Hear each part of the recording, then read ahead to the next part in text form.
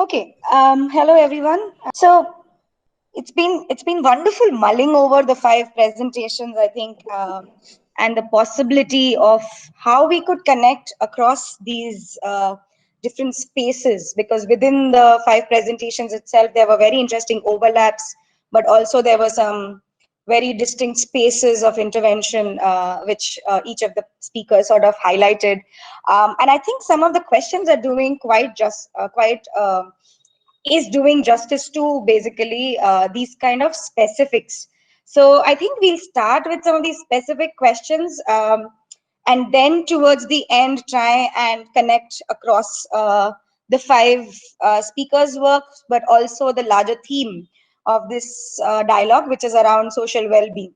So the question which I think I would want to start with is, Aparna, if you wanted to pose your question to Sonia. Sonia, we have some very interesting questions for you. I think everybody is worried about performance and performative spaces. So, Aparna, if Yeah. you wanted to start with your question for Sonia. Hi. Hi, Yeah. Aparna. My question was like how post-COVID will there be like new forms of narratives?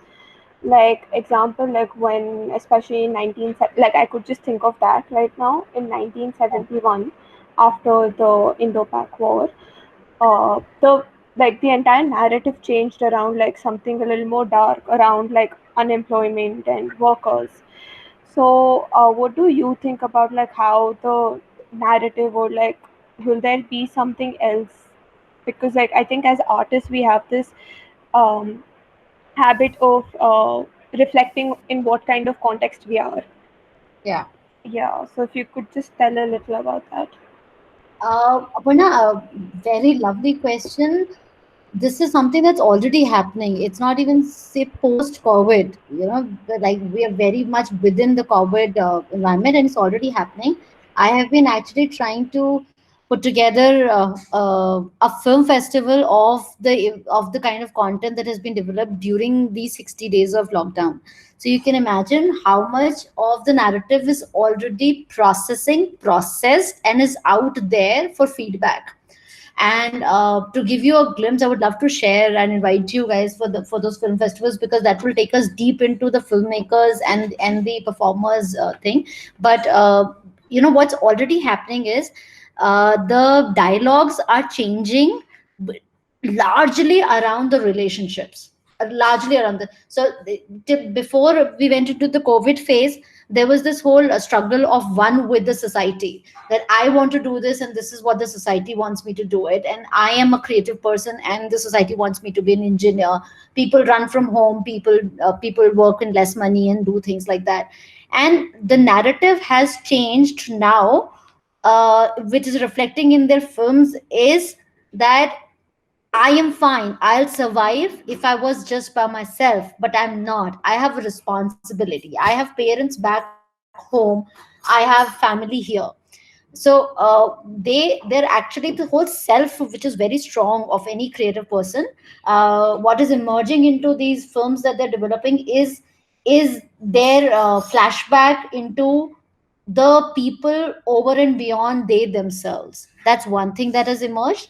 The other thing that has totally emerged is the helplessness of being wherever we are. So we are in a much comfortable space than everybody else and many other people. And there is a lot of content which people have been putting together in terms of poetry and in terms of music and in terms of short plays, where they're talking about that if I was that wage labor and had to walk that highway for 300 400 kilometers, I would have died at the 12th kilometer. And then people have even gone into the visual irony of, if I would have died at that point of time, what would it have meant to everybody else. So if sitting in this COVID time, people have really fast forwarded their experience. They've assumed a lot, which is obviously time will tell how it goes. But the panic, the fear, which is what I was talking in the morning, the fear is so strong all around, that it has already been processed, and people have already assumed and sort of भविष्यवाणी कर दी है कि ये होगा तो ये हो जाएगा. This is how we can already see that.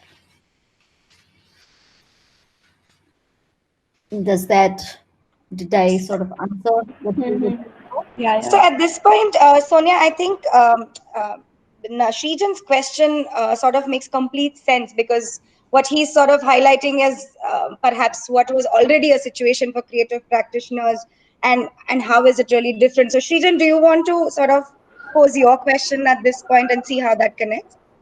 Okay. So, am I audible? Yes, Yes. absolutely, Srijan. Hi. Hi.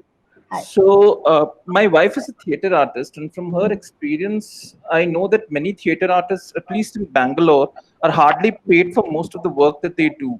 Yeah. So, if I understood your presentation, it implied that this is the case with performing artists across the country.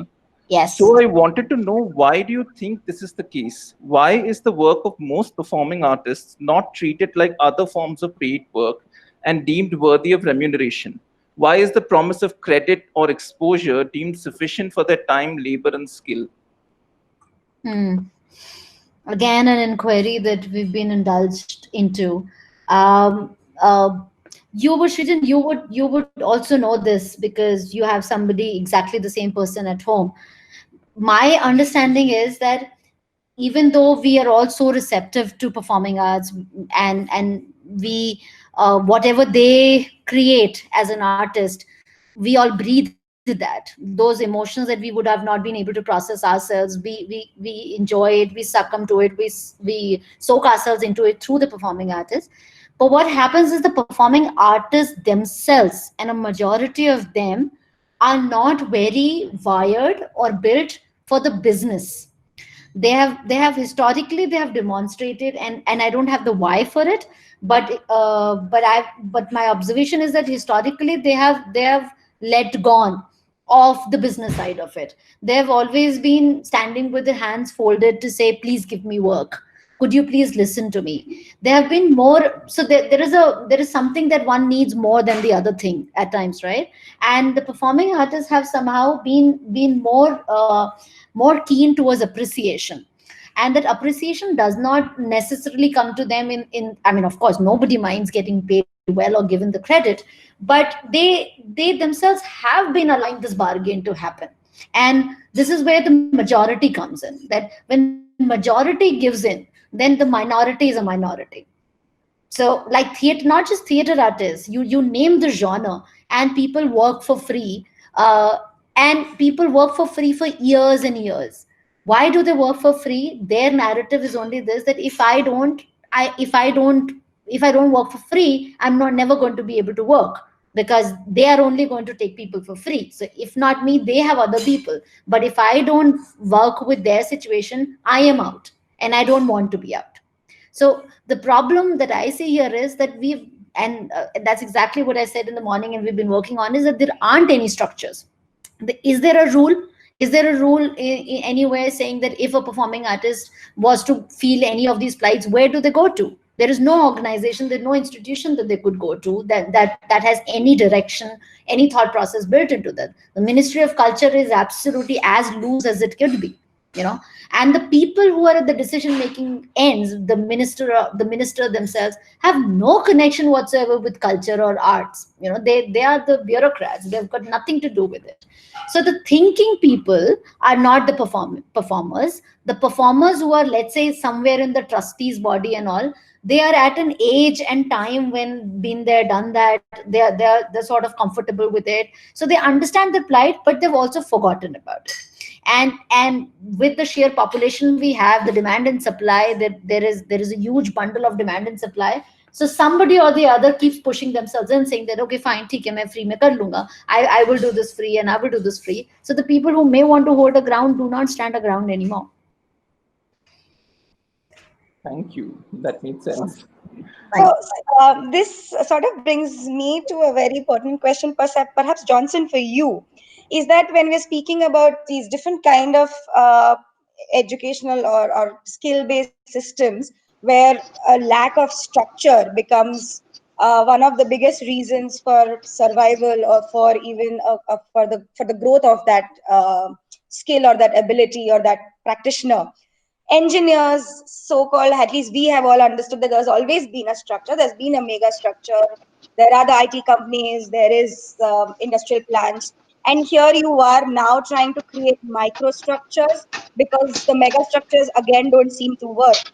If I understand it correctly, how do these microstructures then basically assure engineers, and what is the framework that basically is required at the back end to support something like this?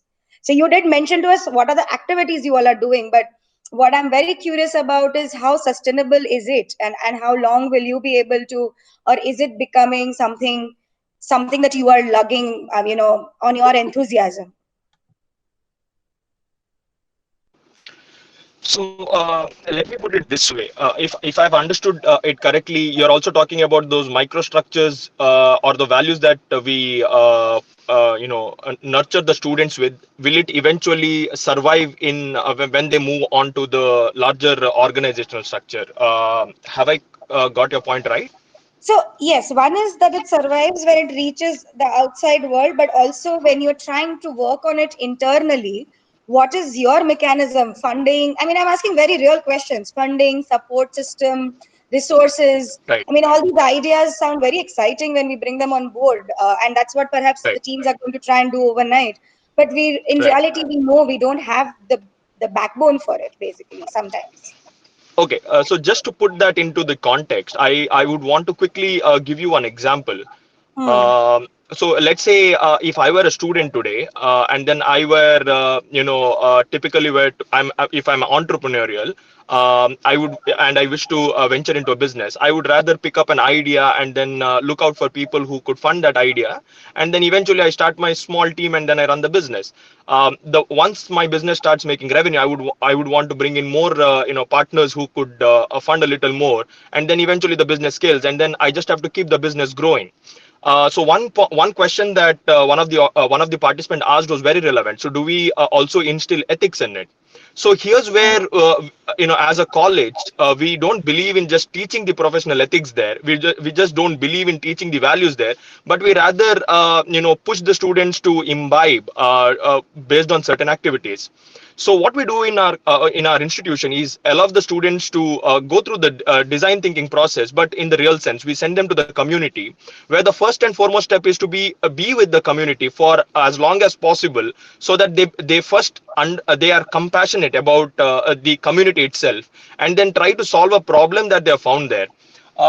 What's most important here is kind of deduce a model in their mind about what they have seen in the community, and then give them certain coaches who could then guide them to understand whether the model that they've deduced about the community, is it right or not.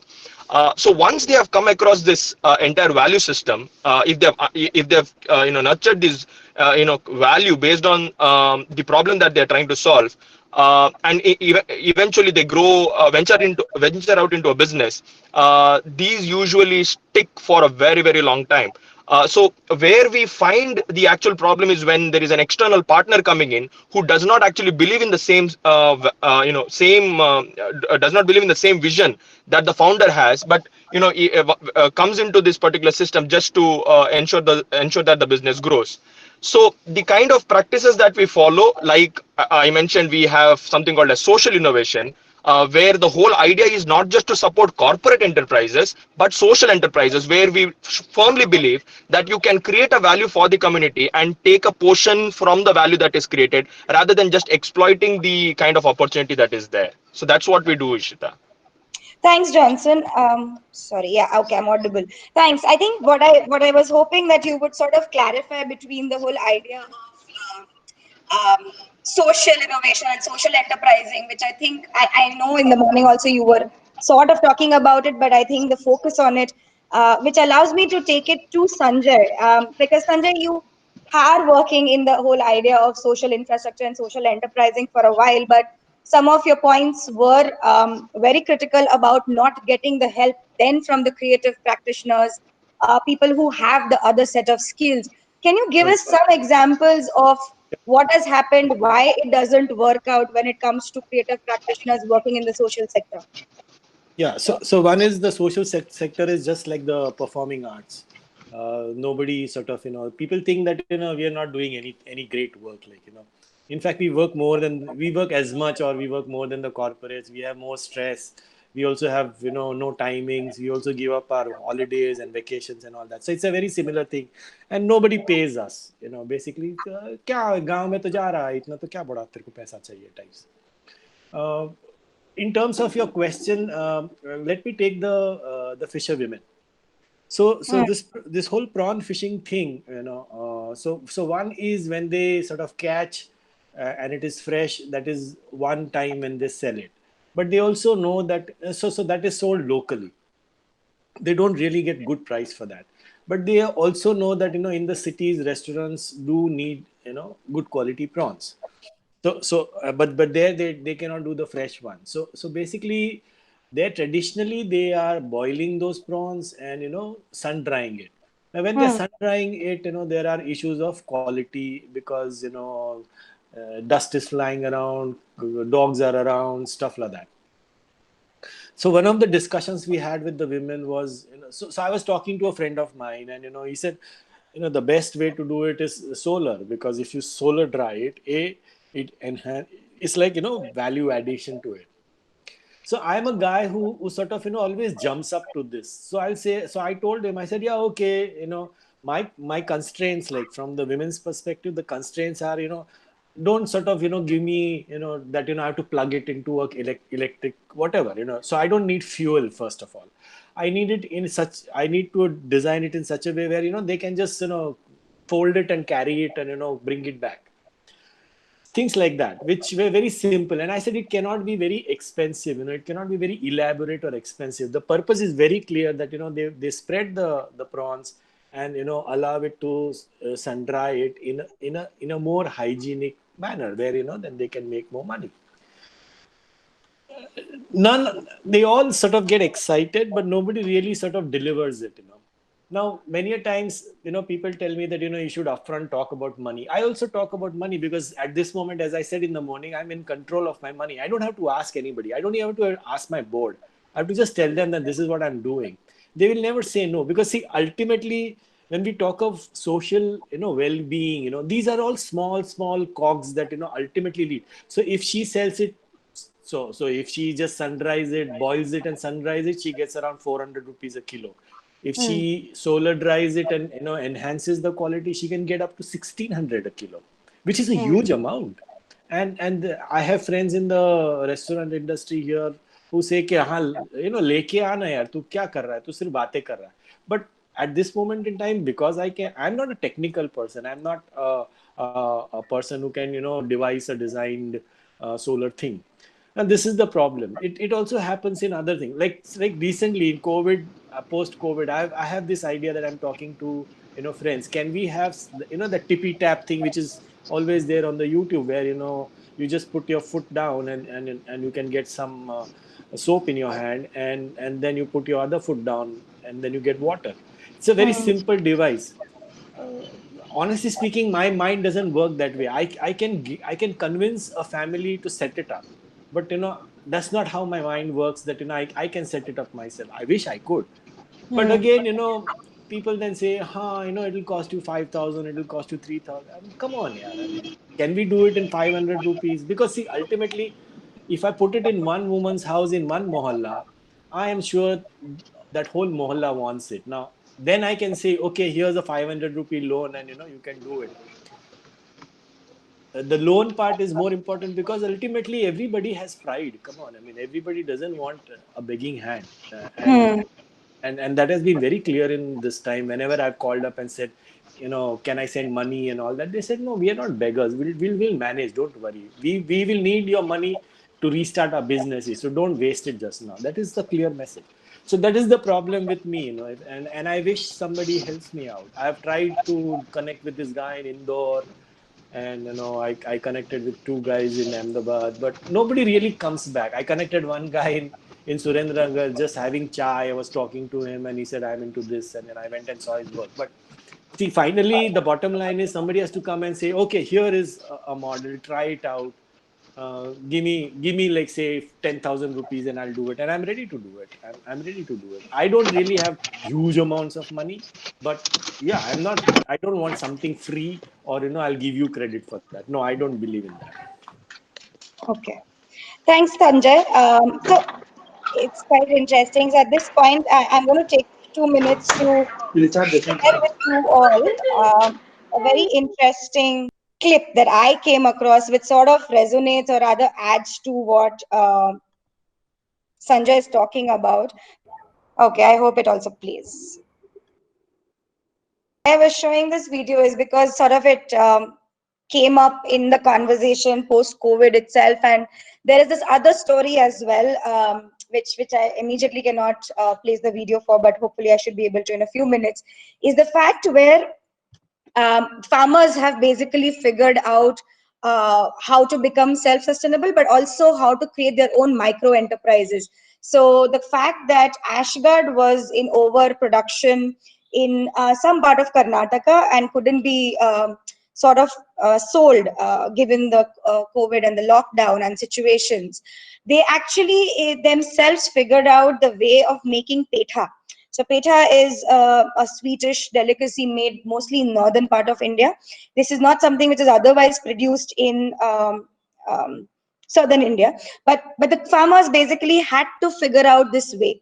There's also another set of story which has come from Kolar district, very close by to the place which we saw in the video, where they started making sun-dried tomatoes. They started making something else also I'm forgetting. I think dried onion flakes with the overproduce which was lying as a part of the lockdown, and how making sure that you're not in a loss, but with the support of the micro systems or the micro communities rather than relying on the larger systems, which perhaps Sonia and Srijan were talking about. So I just wanted to open up this because this is where I wanted to position the debate in the larger frame of things, that is social well-being really only the concern or only going to be possible by intervention of the state and the bureaucracy, or is there a need for microsystems and hence creative practitioners to rethink about systems which will allow for things to happen at the ground level? So even the video that you all saw, the farmer basically himself has resolved the fact that the wastewater from the city can be used for a non-edible crop, which allows for two or other three other industries to flourish and take care of wastewater treatment, which is otherwise a headache for the cities. And sort of takes off the burden as well. So the larger system of planning and urban design also sort of gets responded to, and so does the ecological issues. So I mean, I'm leaving it open to whoever, Sonia, Johnson, or Sanjay. Swarnima is not going to be able to join us, even Malini. If anybody of you wanted to respond to this question, and then again, I can go back to the questions that have come from the participants and make it more specific there. Yeah. So I if I were if I could initiate Yes, please, from Johnson. yeah, from what Sanjay also had told. So I was just waiting for the opportunity there. So when Sanjay spoke about the intervention that he wanted to bring in case of sun drying of the prawns, I would quickly want to give one example, two examples perhaps, quick ones. One is with the current COVID situation when the PPE kits were not available, and government was prolonging the lockdown just to ensure that the facilities were also created if things hit bad. So there was this entire makers movement, which was not something that was rallied by the government, but it was something that was initiated by the entire makers community, which eventually then spread to colleges too. So in a span of, I think, 40 days, we were able to create close to 12 million face shields. And we gave away to the so-called COVID warriors, the police and the doctors and nurses. And we made it so cheap, and it was available for less than 40 rupees for almost 12 lakh COVID warriors. The second example that I wanted to give was of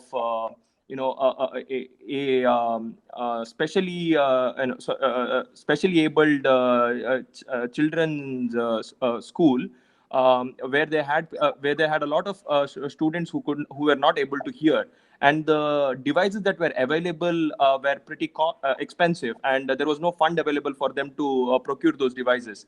So when it was run through a group of students from our college, and then they were eventually able to build a hearing aid device, which costed them less than 200 rupees, and they were able to try a lot of iterations on the school children, and then there were positive outcomes out of that. So what I was basically trying to say here is there is a lot of movement that can happen from the the ground up, and does not require government interventions, as long as there are enough creative practitioners coming together, and also the people who are actually in this setup, like for example Sanjay, who knows the problem better, who can articulate the problem better and give it to these technocrats or creative practitioners to solve that problem.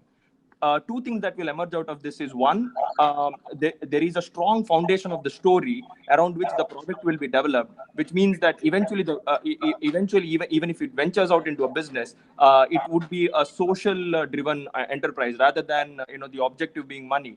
The second one is it creates a lot of impact from these kind of ventures that come out. Thanks, Johnson. Sanjay, you wanted to add something there?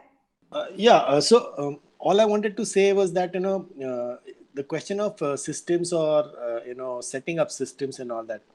I think if you look at Asia, we have the best schemes in our country. Okay, you look at any nutrition, health, we have the best schemes. The problem is, how do you get it on the ground? Now, I'll take a very simple example of a sanitation unit, a toilet in the house. Now, many a times people say that, I mean, they want to go out and all that. No. I mean, I can tell you very honestly that forget the men. The men are painful. So I don't talk about men. But the women have really a huge problem, and nobody has addressed it, because everybody thinks that they are waiting for somebody to come and help them. I know, I mean, all through my years, the subsidy started from 250 rupees, and today it is 12,000 rupees. But the implementation strategies, the implementation messages have never changed. So like, please have a toilet because you are getting 12,000 rupees. No, sorry. That is not. I mean, and that is the strongest message that comes through. Okay, even if women agree to that, the amount of time that they have to spend in trying to get that money is incredible. So they would rather say, okay, forget it. I would rather go and do my work and get some money and eat in the evening rather than wasting my time. Of course, the discrimination and losing their pride is huge. So one of the things that I realized, and when I was talking to my board, I said, look, enterprise. So everybody, even when I was trying to get my enterprise up, everybody would say that, actually, if she does business, if she earns some money and then she'll invest in a sanitation. I said, darling, if that was the case, she would have done it long time back. That is not the case, because she doesn't decide how that money is spent, even if she earns it. So I told my board, I said, if we don't do this, forget about all the productivity and all that bullshit that you're trying to tell me. If a woman is sick, she is sick. You don't know what a woman is sick. A sick woman cannot function well. She's just managing her house. And they agreed, luckily. And I have seen, I'm not saying that every woman took a loan. We were very flexible. I said, take a loan if you don't have a toilet, if you want to repair a toilet, if you want to upgrade a toilet. We were all flexible, because ultimately that was the key focus. And women who have done it. I've seen, I gave Sushila Ben's example, and there are so many other women who have said, like, in Gujarati, we say hash. Hash means, now I'm comfortable, I'm stress-free. Now I can think of 10 other things to do so that, I can again lift up my family. So that is where I'm saying that ultimately it will be, say a person like me, a coach or a facilitator who has immense trust in the women's abilities, just give it to them and just guide them and push them and, cajole them, and they are able to do it. They are able to do it. They are able to pay back the money, because our messaging is, if you pay back, we give it to someone else. We don't take it home. So they know that. Quite interesting. Srijan, at this point, the question which you have for Sanjay, Swarnima and Malini about what role does constitution sort of play? Do you want to sort of bring that up? Okay. So my question was that Article 47 of the Constitution reads that the state shall regard the improvement of public health as among its primary duties. And from your presentations, it felt like all of you agreed that, or it seemed like the state had failed in that duty or in discharging that duty. If that is indeed the case, I wanted to hear from each of you the specific ways in which the state has failed to discharge its duty in the places that you have worked in and in the areas and issues that you worked on. So Swarnima is not here. Sanjay, you could take it first, and then we can have Malini answer from her Sure.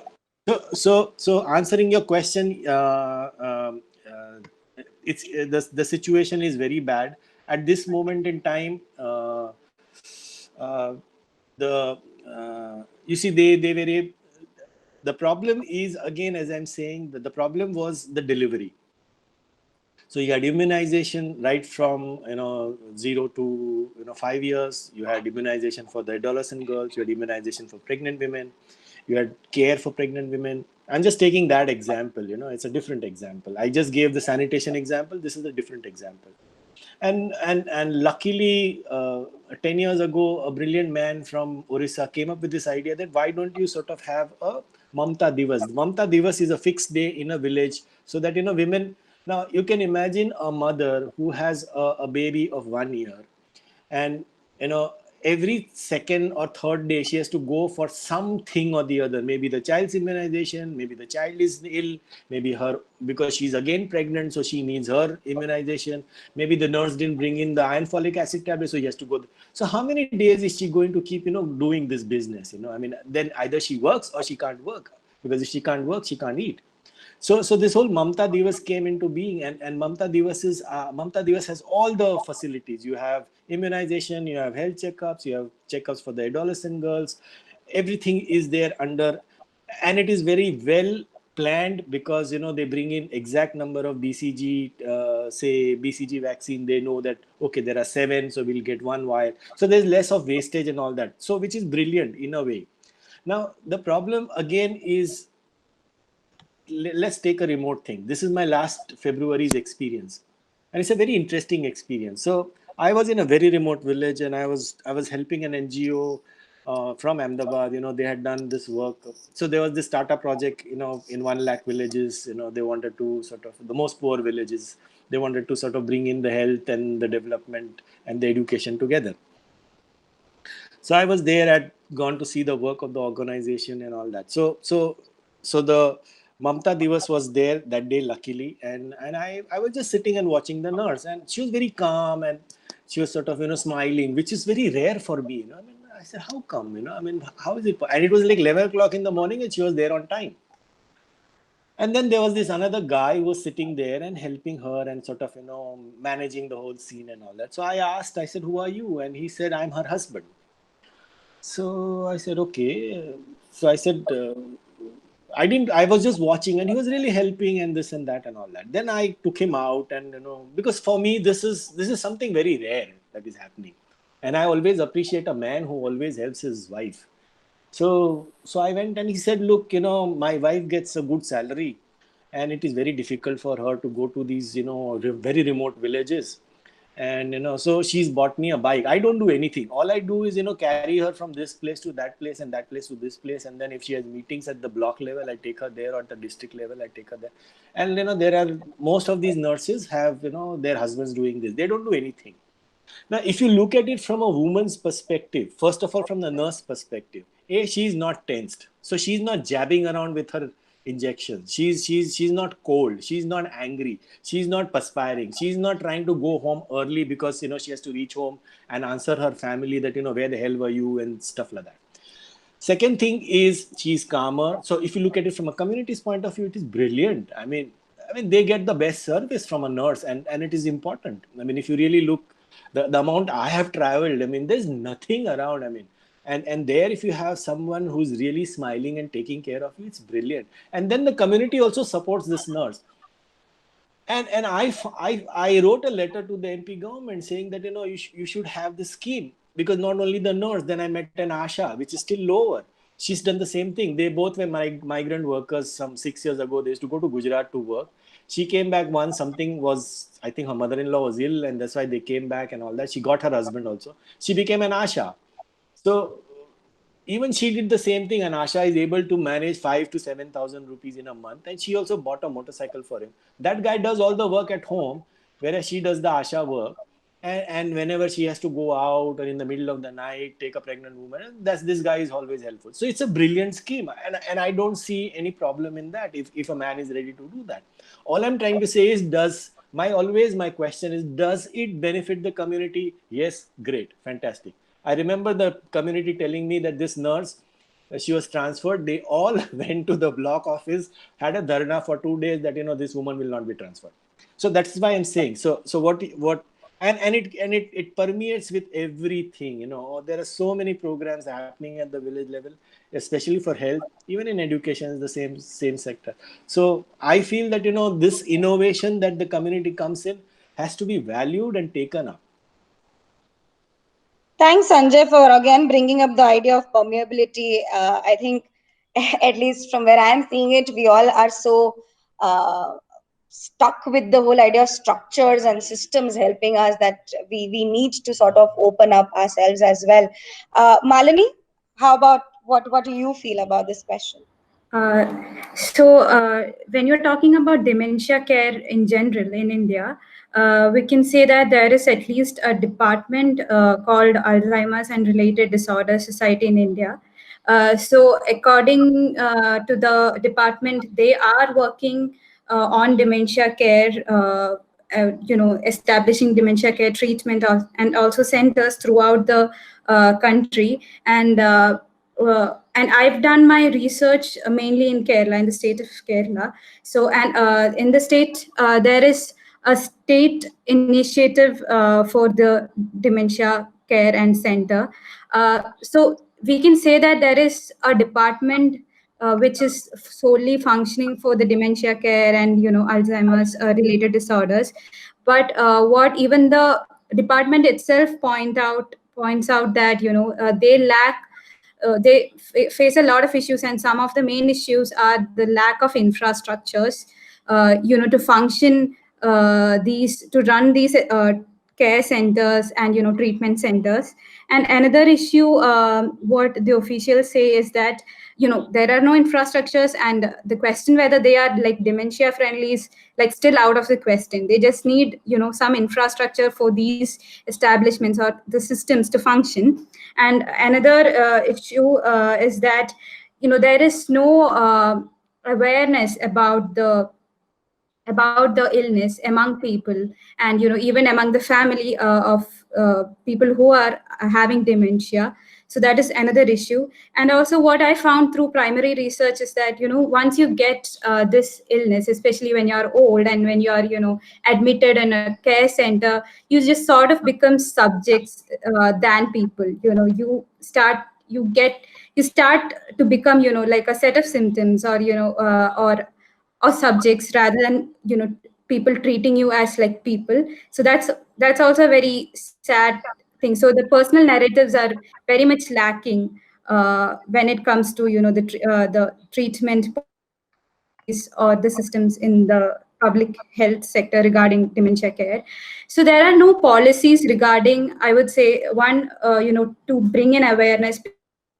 Also there is not much researches that has been going on in the area related to dementia and dementia care, especially in Kerala. And there are no people, actually there is no awareness about the illness even in the family. And also infrastructure is my project. If you are speaking co-design, like nobody knows what co-design is, and nobody understands that it is a necessity that is to be done. How the positive impact that it could have on the system and the treatment system. I think so all these are the lacking areas regarding the dementia care and care system. Thanks, Malini. I think your answer sort of brings it down to the home. I think the fact that all of these questions need to be sort of critically looked at through the scale of the home and how each of us sort of are responding to these issues. Do we understand healthcare? Do we understand care for women? So, Sonia, when you sort of answer the same question that Srijan has asked, after that, you could sort of depart and take it over to your question about now how does creative practice and creative forms address what Malini and Sanjay or Johnson have sort of highlighted? So you could answer and then sort of pose your question to them as well. Sure, thank you. Uh, just taking on from the question that you had asked and everybody was participating in about the government's role and whether at the grassroots level things need to be more operational. Coming from all the experience that I've had, I think it has to be at the grassroots level. It has to be absolutely the actions and the thinking has to happen both at the grassroots level, because it's really not possible for government to really do this. Secondly, like I said, with the thing that I mentioned to Srijan was that the people who are at the deciding or the policy making or the rule making levels are not very much. I mean, intrinsically, I don't experience a culture where they're so much in touch with really at the grassroots level. It's only in a few capacities when they actually work with people in those spaces, then they could have a better access. But then we have so many points within the country that I don't even see that it is practically possible, and I don't even see that there is a whole lot of a machinery behind that's happening. So it is about people at the grassroots level, whichever capacities there are, COVID, post-COVID, any other situation, one has to find their way out and get to that. I personally have like almost nothing that I'm looking forward to the government really transforming things. And so which is the question that I had from all of you is two things. One is in the various areas that you are working in and the challenges that you have. So everybody is obviously dissecting the whole problem and looking at the problem and the best possible solution. Have you in your experience experienced arts as a method to change things, to alter things, whether it is just about bringing calmness in the person, because a calm person is a better decision maker, and we're all talking about extreme stress and fatigue situation that one is working in. So has there been experiences during this time, before this time, and if not, why not? Johnson, do you want to take this? Because I think that's one of the spaces I've still not yet sort of seen for myself, where challenges of an engineer, challenges of defining a corporate structure. Is that somewhere where arts and forms of art practices have sort of played a role that that you have seen constructive, not just to make a point or just to create awareness, but something impactful has happened?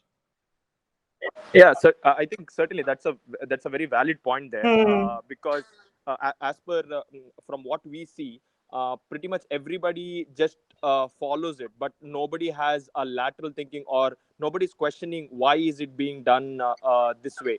So I think the role of all these liberal arts or lateral thinking, or for that matter the concepts like design thinking and creative thinking, give a sort of understanding to the students to question the existing system, and then maybe try out something that adds more value to the actual work that they're indulged in, and not just the overall concept of the corporates. Okay, Sanjay. Yeah, I'm not trying to answer, but I'll share experiences. Basically, because one of the things that working in rural India, and especially with women, we've realized that women generally will never share an opinion or a view, or tell you the truth. But you have to sort of gauge that through the silences and the looks, and which is what I'm going to miss if I'm not allowed to sort of really go and work with women. But we have, like, say, I use a lot of puppetry in my work, where I don't have solutions or I don't have answers, but I know these questions. So I throw those questions, and there are times when I've been told that it's very strong, and it might just erupt, and I don't care. So like I do things with, I mean, I talk about women's issues, and I just leave it there, and see if it sort of burns down into a dialogue with the women, and then leading to the next question is, okay, this is all fine, but what next? The other thing is, I've also used extensively, I've used performing arts. I've worked with teams in Sabarkanta. I worked with teams in in Dungarpur and Udaipur in Rajasthan and all that, where through entertainment, or through laughter, we would always take the one of the stories from the villages. So we had a standard one, like say on alcoholism or something like that. But we would also take one story from the village. So if the sarpanch is an alcoholic or somebody, all that, we will try and sort of bring that character in, which is very impromptu. And then the next day we would all go out and sort of find out what has really happened. So to be very honest, yes, it gives you a little sort of a passage to do some work, but ultimately then the question is to do the work.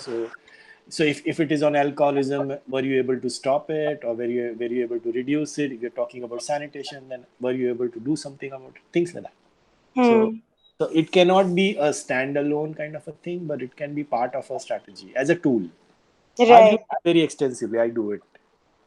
Yeah, and this is something, at least in my few years of experience, I've repeatedly heard that as much of awareness, communication, art practices can create, there is need for art practices to become more, let's say, hands-on, and not just represent and communicate the idea, but rather try and resolve and do something. And that might not be a pretty picture, and that's not just about aesthetics.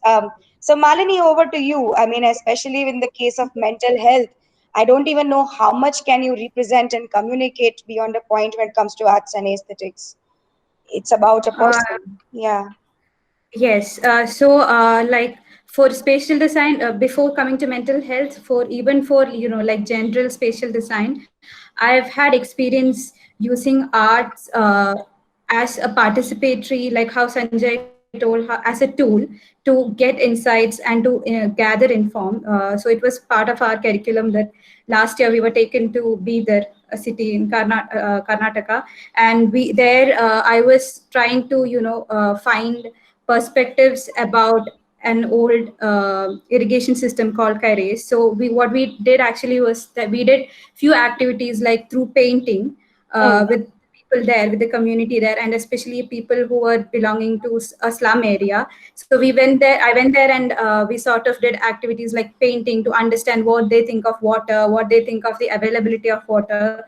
And it was actually a conversation opener there. Art actually made them comfortable to open up and to speak about the things. And so it was done in 3 consecutive days, and I could actually see, as we did more activities, they were becoming more comfortable. They were with the art, so we were painting also with the paint that they were using, and also with me, also with other people. So the conversations were becoming really rich, day by day. So that was one experience where I used art as a tool. And I've had many experiences of art therapy. So when I did my internship, so it was a mental health action trust, it was an NGO. So there what we did is that we had art therapy sessions, and I was planning art therapy sessions for people with bipolar disorder, for like schizophrenia, etc. So I have had experiences where how art communicates what words can't communicate. It's not poetic, but it's a fact. Like you can actually see how, you can witness how art communicates. And so art therapy, so I have that experience. And also when I'm talking my capstone project, the activities that I'm planning to do for my project are also therapeutic in a way, and it is very much related to art therapy. So and also personally, I think we all of us must have been doing art therapy, like at some point of life, and especially I think during this time, it actually brings in joy, or it makes our thoughts clear. It brings calm, like how Sonia told. So Right. yeah, I think art have a very important role when it comes to design, when it comes to personal well-being, when it comes to social well-being. Yes. Right. And I think that's something that's going to be the final takeaway, or at least the rider for us to sort of meet again tomorrow. When how do we at least allow for art practices or creative practices to be the conversation opener, quote unquote? I'm borrowing it from Malini, I think. When we think about social well being, when we think about any situation which you are anxious about post COVID, so I think that's a very good handle that Malini is sort of helping us with. Naveen, over to you. Uh, I was trying to answer Sonia's question of how art was used in COVID, or how was that impactful in a way Hmm. for people to express themselves and whatever. So this is a small experience which I want to share at this point. So I I'm studying history, and we do move on field, and as Manli mentioned. So we have always tried doing something or the other.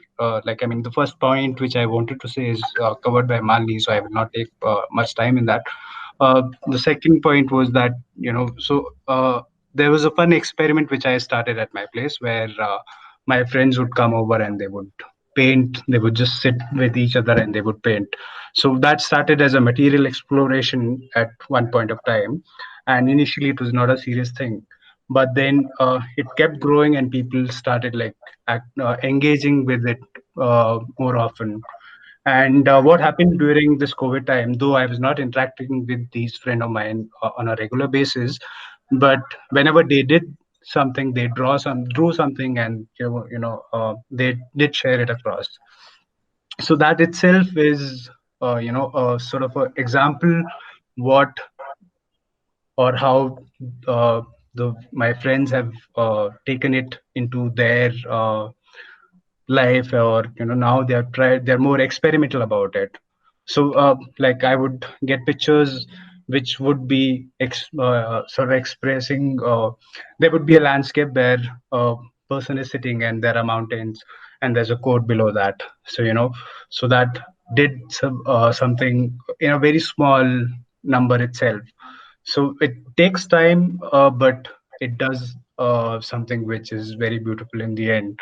And that, yeah, that is what I wanted to add here. Right. Thanks, Naveen.